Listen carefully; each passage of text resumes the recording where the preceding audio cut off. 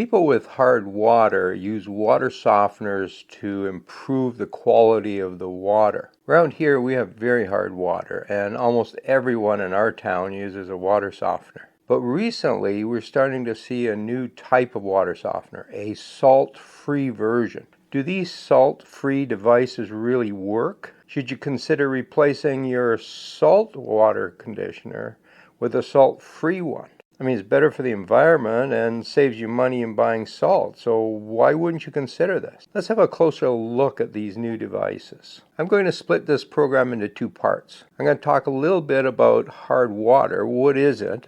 And then we'll talk about how we measure it. And then I'll discuss three different types of water softeners, or let's call them water conditioners, because they don't all soften water. Now, if you already understand hard water, you can jump ahead to the timestamp on the screen. So what is hard water and why is it a problem? Well, when water has too many minerals in it, and here we're talking mostly calcium and magnesium, it causes problems in our homes. It clogs pipes, and that can be a really costly problem if you have to replace your piping system. It clogs the valve systems because calcium and magnesium deposit in those areas, producing a white crusty material that stops them from working properly. This is called scaling.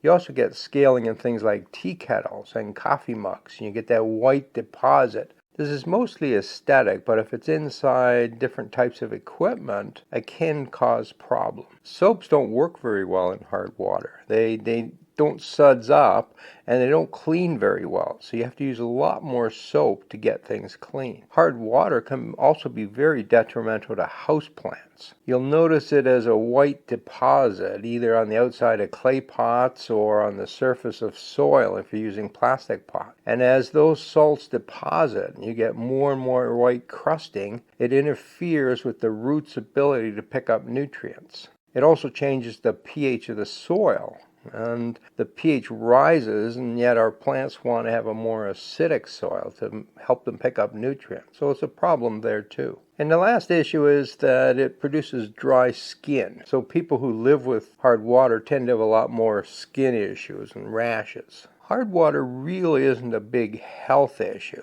We're fine consuming all that calcium and magnesium, but it does cause other problems in the home, and so areas that have hard water like to condition that water to prevent all of these problems. When I say I have hard water, what does that really mean? Unless we put some numbers to this, it doesn't really tell us anything. So how is hardness measured? Chemists generally express hardness in terms of milligrams per liter of calcium carbonate equivalent, or parts per million calcium carbonate equivalent. And 1 milligram per liter is equal to 1 ppm. Now that term calcium carbonate equivalent just means that we're going to calculate the numbers so that we're always talking about calcium, but it also takes into account other minerals like magnesium. It's just a way of standardizing the number so that we're all talking about the same thing. Now in North America, we also talk about grains, and this may be more popular than the ppm value.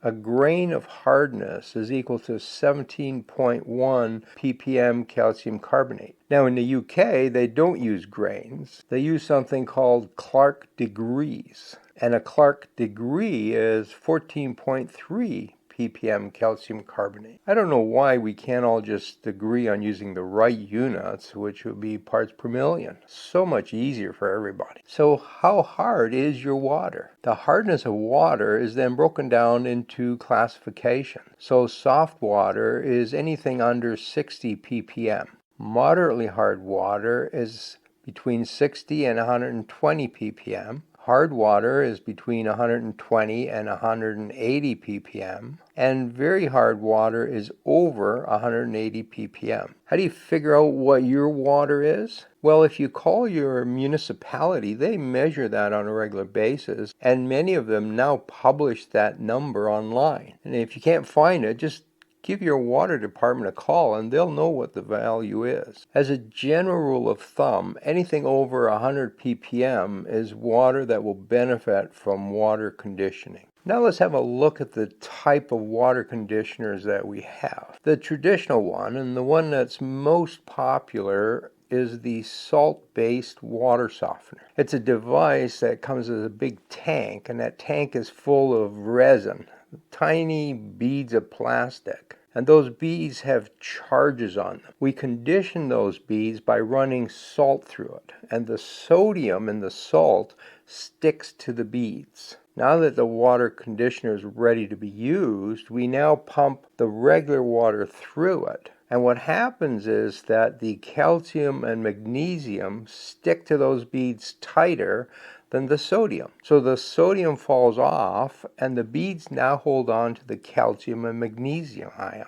So they're taken out of the water, but they're replaced with sodium ion. So now when you use that water in the house, you have less calcium and magnesium, but you have more sodium. That's the downside. But because we've taken the minerals out of the water, it's now softer water. These water conditioners work for several days, and then they have to be recycled. So we run salt through them again. High concentrations of salt will knock the calcium and magnesium off, and that goes down a waste tube. And the salt is now sticking on these beads, and we're ready to go again. And this happens overnight, every 2 or 3 days, depending on the size of your system and how much water you use. It's a very effective system, and it's been used for quite a long time. The resulting water you get from that is kind of slick, it's slippery. It suds really well with soap. It doesn't create deposits in your plumbing because we've taken the calcium and magnesium out. What about plants? I see people online always talking about this salt that's going to damage their plants. Well, it turns out that the amount of salt is very low, and it's so low that it won't harm the plant. So that's a complete myth. Now, the downside of these systems is that you have to go out and buy salt and replace it every once in a while. You also have to run these systems, and as they're recharging, you're wasting water down the drain tube. And of course, we're adding sodium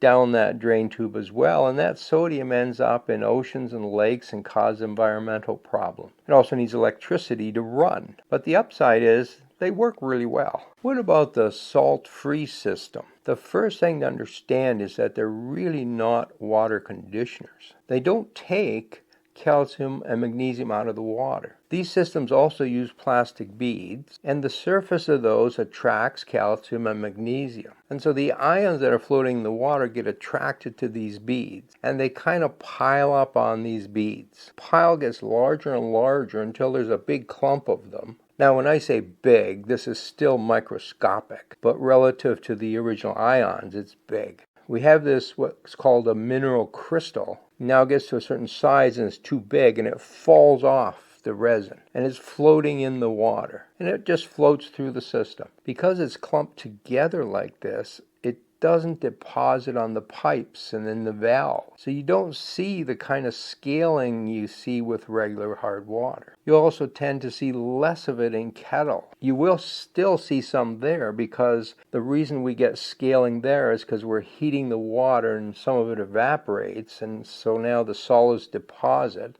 and that will still happen with a salt-free system. But at least you're not damaging your pipes. The water from the salt-free system is really not any better for soaps, so you still have that problem. Salt-free water conditioners are a partial solution. These type of systems are not recommended for water that is over 10 grain or 170 ppm calcium carbonate. They can be effective for that middle range of hardness. Another benefit of these systems is from a medical perspective. If you're very sensitive to sodium levels, these systems are not adding sodium to the water. So should you consider salt-free water conditioners? Well, given their limitations, if that meets your requirements, then they are a viable solution. They do work as advertised, and the advertisers are fairly clear about what they do and don't do. But there's another class of conditioners that we should have a look at. These are called magnetic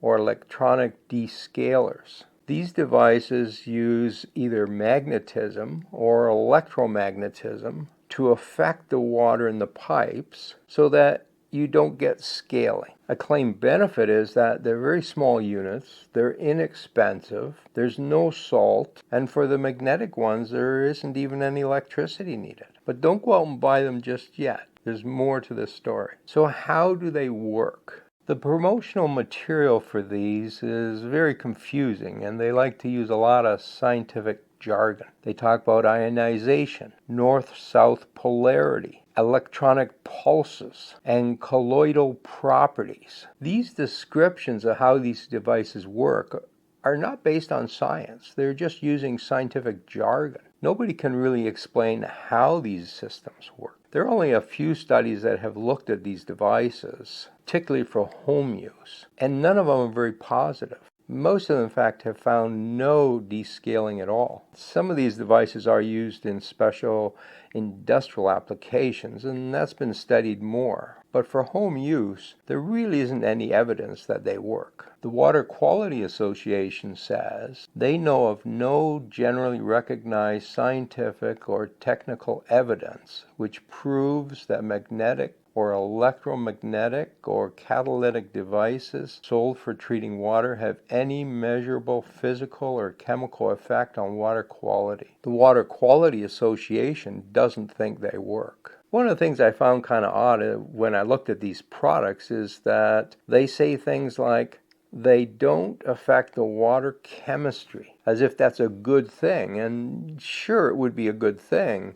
But if you don't affect the water chemistry, then clearly they're not changing the chemistry of the water, and so it's still hard. They're using double talk here to say, well, we don't affect the water, but it still is supposed to work. The bottom line is that the evidence is lacking for these systems. The manufacturers certainly don't have scientific references to show that their systems work, and so they're really just a waste of money. Don't get conned by these systems. Those are your options for your home. You can use salt-based water softeners that work and are reliable. You can use salt-free conditioners. They will reduce your scaling problems, but don't solve the other issues. The choice is yours. But at least now you have the facts to make an intelligent decision.